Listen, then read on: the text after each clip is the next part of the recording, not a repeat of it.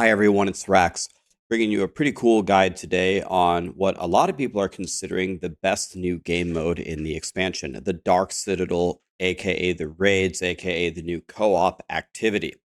So I thought I'd start with a little bit of gameplay here as I talk through some of these things.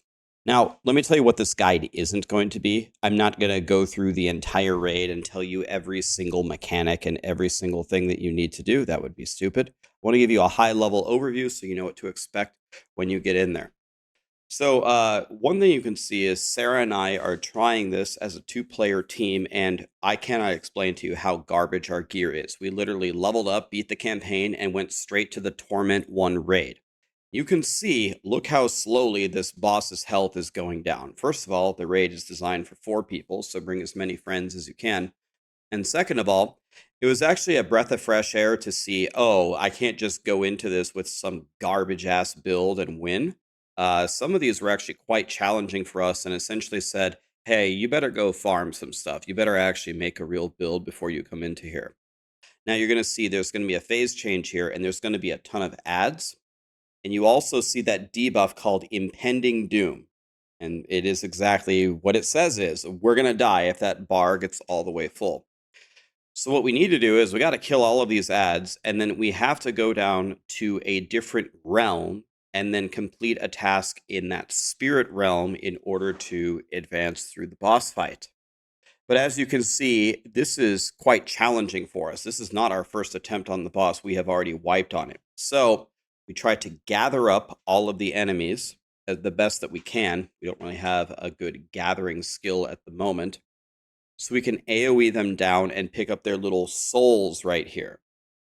Then when you have enough souls, we're going to take it to the middle and we're going to spawn a realm to go somewhere else to do more mechanics. While this is happening, there are other mechanics, like he puts like a big red degen circle that you have to place not on the gateway. As you see me activate it here, trying not to die, and now there's the red degen circle. I'm trying not to put it on those 2 totems. Okay, it put it kind of on the left totem, but it should be fine. And now it's once again a race on the clock to kill these guys and get their souls and activate these 2 beacons.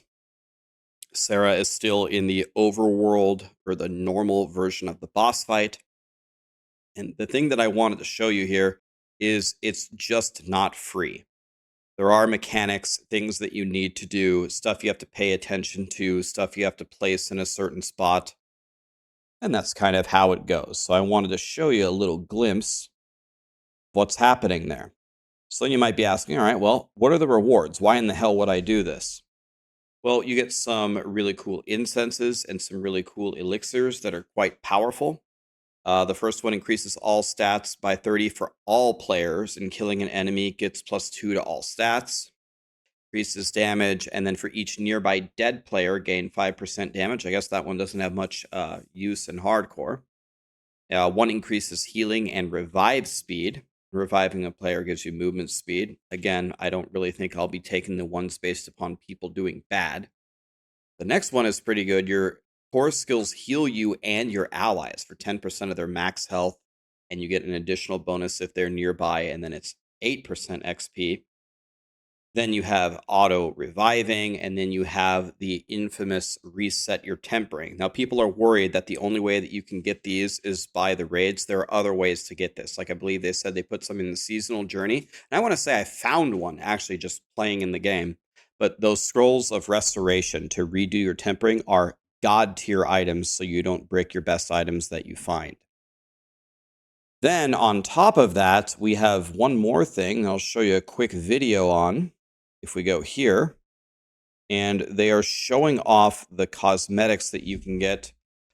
There's 2 sets of cosmetics. There's tiers 1 through 3, Torment 1 through 3, where they're going to give you a base set for completing the raid. And these sets are the sets that you only get for beating it on Torment 4. So they're finally putting some cool cosmetics for you to get into the end of the game.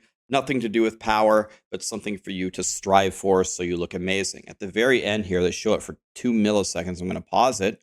There's also an incredible mount that only drops in T4. and it shows for like 1 millisecond. So I'm just going to pause it here.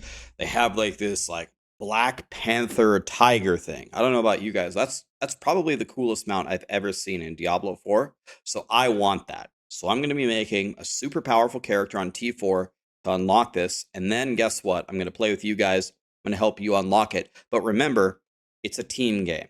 So I'm going to need your help. So we'll make parties of 4. We'll go over some basic strategies. I'm going to need you to at least be in Torment 4. And then we're going to go over, we're going to work together and we're going to figure it out. But I can't just carry you through it. It's a team thing. So that's another reason why you want to get really powerful and really good at the raids. So you can get this awesome like tiger, leopard, jaguar kind of mount. Looks amazing. Another thing they said is every week, if you do these just once a week, you get another big bonus. So that'll be very nice. So once a week to get the huge boon of whatever it has in it. And if you don't have any friends and you don't know how in the world you're going to do these co-op raids, there's a new party finder in the game. I tested it. It actually works pretty well, believe it or not. You could say Dark Citadel, Torment 1, just starting out, or Dark Citadel, Torment 2, experienced team, let's get on voice chat. You can kind of customize it however you want for like the party that you want to play with. And that's a way for you to find friends, even if you're a solo player. The cool thing about the Dark Citadel to me is out of most of the game modes, this one probably has the brightest future. First of all, one of the things that they could do for the future of it is build some raids that are solo only. I don't know why it always has to be co-op all the time, but the level they could make really, really difficult encounters with really, really good prizes, rewards, and cosmetics and titles or whatever they want to do. And I would be very much looking forward to that. Diablo 4 has desperately needed endgame content and stuff to seek, stuff to go after. So for me, this game mode is a huge step in the right direction. So that's pretty much it. Go through all the mechanics and learn the different ones. I'm not going to spoil them all here for you after the game's been out for a little bit. I'll make a video showing you all the solutions to everything, but I feel like I would be doing you a disservice to just tell you all the answers. We're going to go through, get our weekly caches. We're going to get our coins to buy those really good elixirs and keep partying up and powering up to try to unlock all the cool stuff in Torment 4. That's it, guys. Not a super long video, but I want to get you prepared for the Dark Citadel. If you're wondering how to get in it or how to activate it, it takes you through it in the campaign. You can't possibly miss it, so you'll learn all about it in the campaign. You don't even need me to tell you. Look forward to doing the raids with you. Let's get into World Tier 4, and I will team with you, and I will help you get that amazing mount and those armor sets. Thank you.